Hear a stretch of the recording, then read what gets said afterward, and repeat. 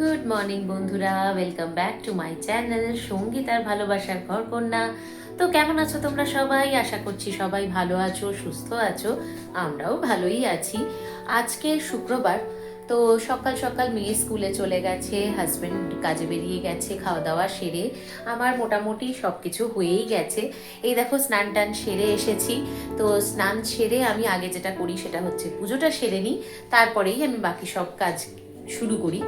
তো আজকে যখন স্নানটা সেরে এসেছি, এখনো আমি দেখো স্কিন কেয়ার করিনি। তো তাই ভাবলাম চলো তোমাদের সাথে আজকে আমার মর্নিং স্কিন কেয়ার, মর্নিং বলবো না, মানে আফটার বাথ স্কিন কেয়ার যেটা করি সেইটা একটুখানি শেয়ার করে নিই যে আমি কি কি করব। তো চলো তোমাদের সাথে শেয়ার করি। আমার স্কিন এখন একদম কিন্তু ক্লিয়ার রয়েছে, কিচ্ছু মাখা নেই, জাস্ট স্নান করে তো এসেছি। এবার আমি একটুখানি আইস রোল অন এর মধ্যে লাগাবো।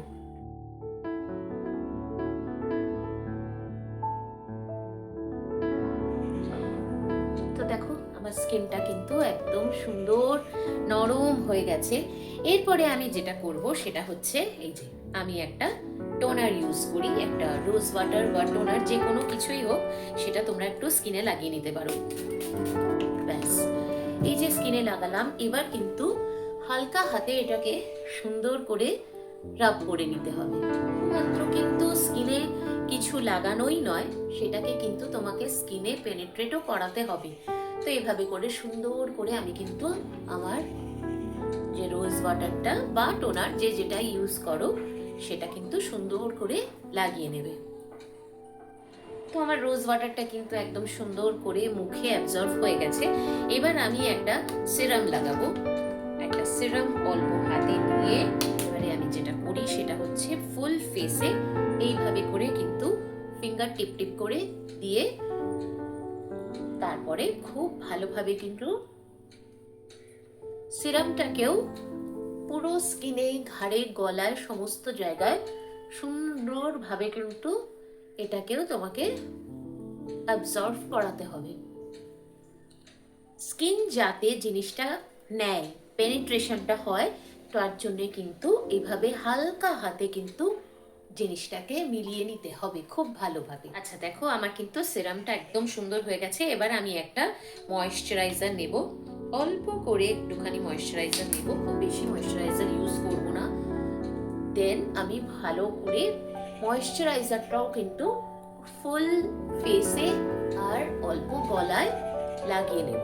এবারে প্রত্যেকটা ক্রিম বা প্রত্যেকটা প্রোডাক্টই লাগানোর পরে কিন্তু 1 মিনিট করে একটু রেস্টিং টাইম দিতে হয়, যাতে সেই জিনিসটা স্কিনে অ্যাবজর্ব হওয়ার পরে তুমি আবার নেক্সট প্রোডাক্টে যাও। দেখো আমার কিন্তু লাগানো হয়ে গেছে।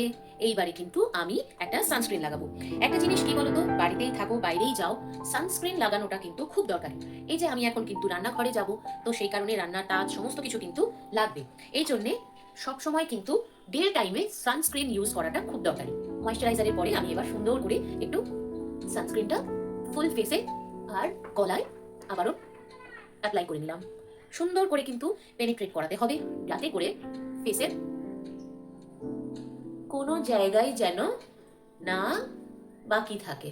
তো দেখো আমি হালকা হাতে কিন্তু পুরোটা লাগিয়ে নিলাম। তাই জিনিস পাচ্ছে সেটা হচ্ছে আমি একটা লিপ বাম ইউজ করব। লিপ বাম দিয়ে আমি কিন্তু ব্যাস আমার স্কিন কেয়ার কিন্তু কমপ্লিট হয়ে গেল। এইভাবেই আমি কিন্তু ডে টাইমে স্কিন কেয়ার করি। যেহেতু এখন কোথাও বেরোচ্ছি না, ধরো বেরোলে এর উপরে অল্প একটুখানি যদি একটু কম্প্যাক্ট লাগিয়ে নেওয়া যায়, তাহলে এই যে একটু ঘাম ঘাম মতো হয় সেটা কিন্তু আর হবে না। এবং দেখো আমার স্কিনটা কিন্তু একদম সুন্দর গ্লো করছে। আজকে কিন্তু আমি শ্যাম্পু করেছি, সেই জন্য আমি এবার চুলেও কিন্তু একটু সেরাম লাগাবো। শ্যাম্পু করেছি, আমি চুলে এখন একটু সেরাম লাগিয়ে নেব।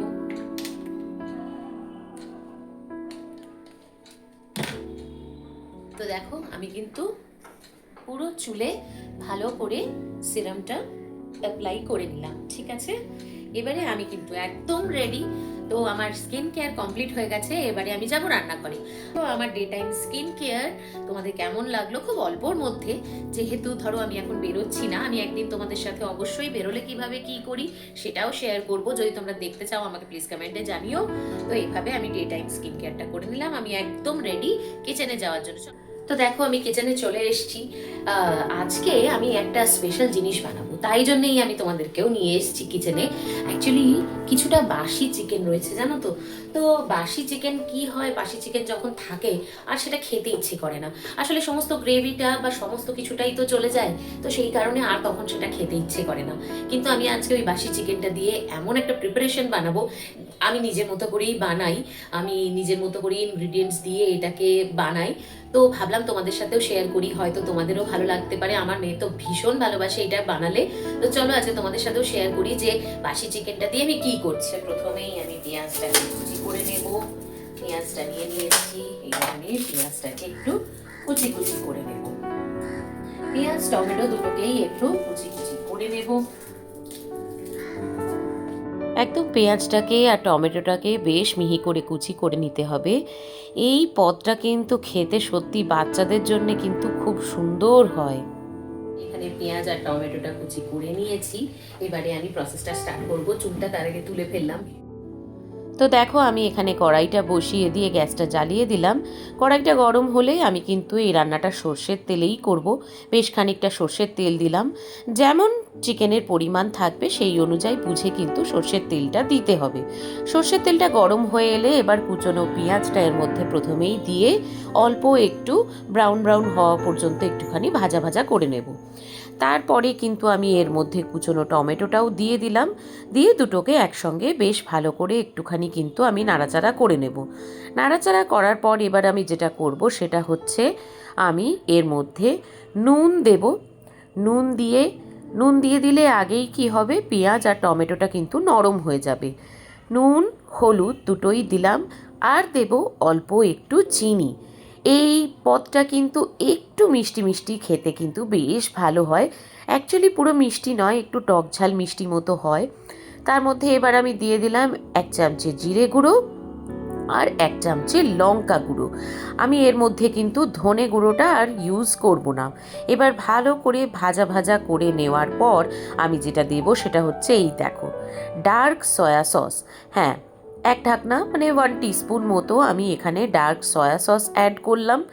জিনিসটা অনেকটা চিলি চিকেনের মতো খেতে হয়ে যায়, তাই কিন্তু বাচ্চাদের বেশ পছন্দ হবে। এর মধ্যে কেউ চাইলে তোমরা কিন্তু ক্যাপসিকামও অ্যাড করতে পারো। আচ্ছা, আমি অল্প একটু জল অ্যাড করে দিলাম যাতে মশলাগুলো কোনোভাবে পুড়ে না যায়। এবার আমি এখানে রেড চিলি সস একটুখানি দিয়ে দিচ্ছি, তারপরে আবারও কিছুক্ষণ নাড়াচাড়া করে নেব।